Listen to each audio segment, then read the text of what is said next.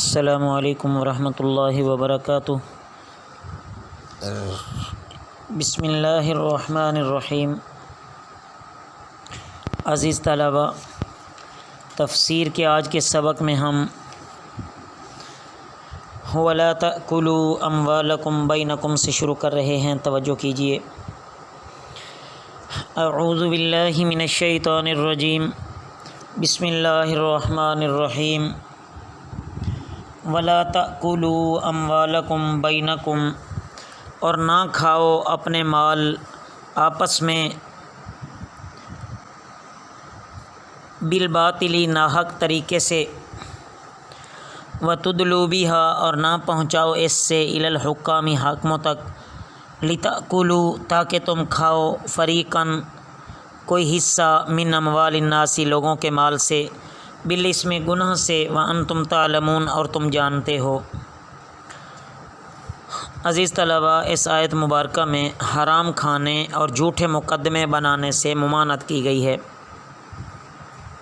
پہلا حکم تو یہ دیا گیا ہے کہ ناحق طریقے سے کسی کا مال نہیں کھانا چاہیے، چاہے وہ غصب کرنا ہے، چوری، ڈاکہ، ظلم اور سود، رشوت، جوا، یہ جتنے بھی معاملات ہیں یہ سب ناجائز ہیں۔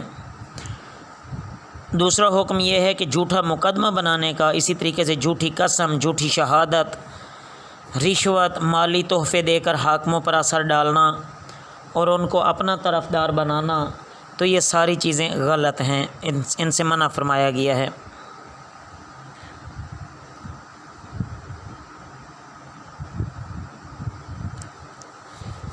باقی حرام کھانے سے منع فرمایا گیا ہے۔ حضرت سعد بن ابی وقاص رضی اللہ تعالیٰ عنہ نے آپ صلی اللہ علیہ وسلم سے درخواست کی کہ میرے لیے دعا فرما دیں کہ میں مستجاب الدعوات بن جاؤں، یعنی میں جو دعا مانگوں اللہ وہ قبول کر لیں۔ تو آپ صلی اللہ علیہ وسلم نے فرمایا کہ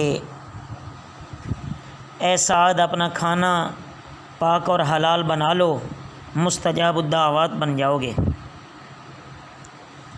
یسألونک عن الاہلہ، وہ آپ سے پوچھتے ہیں نئے چاند کے بارے میں، قل، آپ کہہ دیں، ہی مواقیت للناس والحج، یہ پیمانہ اوقات لوگوں کے لیے اور حج کے لیے ہیں۔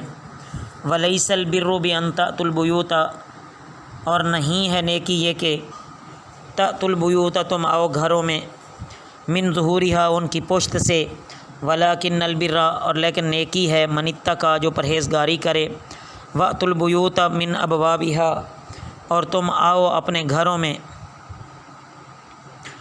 من ابوابہا، دروازوں سے، ان کے دروازوں سے، واتقوا اللہ، اور تم ڈرو اللہ سے، لعلکم تفلحون، تاکہ تم کامیابی حاصل کرو۔ اس آیت مبارکہ میں عزیز طلبہ، پہلے نمبر پر تو چاند کے گھٹنے اور بڑھنے کی حکمتیں ارشاد فرمائی گئی ہیں کہ چاند کبھی باریک ہوتا ہے تو کبھی بڑھتا ہوا نظر آتا ہے۔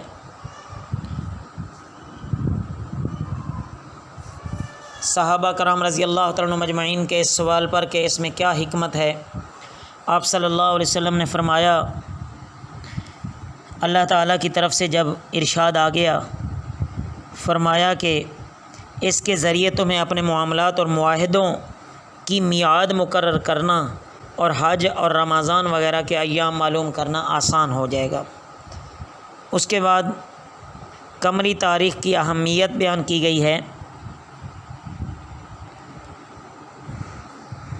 کہ قمری تاریخ کا حساب کرنا آسان ہے، احکام شرعیہ کا مدار بھی حساب قمری پر ہے۔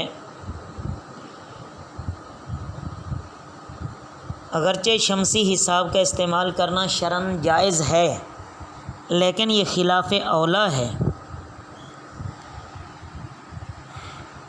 دور جاہلیت کی ایک رسم کی اصلاح فرمائی جا رہی ہے کہ زمانہ جاہلیت میں لوگوں کی یہ عادت تھی کہ جب احرام باندھ لیتے تو گھروں میں دروازوں سے داخل نہ ہوتے تھے بلکہ پشتوں سے داخل ہوتے، مکان میں نقب لگا کر یا سیڑھی لگا کر، اور اسے اپنے نزدیک بڑی عبادت سمجھتے۔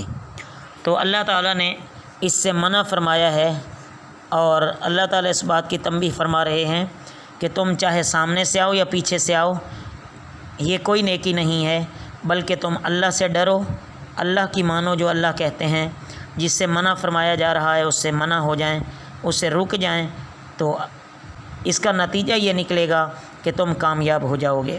اللہ رب العزت سے دعا ہے کہ اللہ رب العزت ہمیں دنیا آخرت کی کامیابی نصیب فرمائیں۔ وما علینا الا البلاغ المبین۔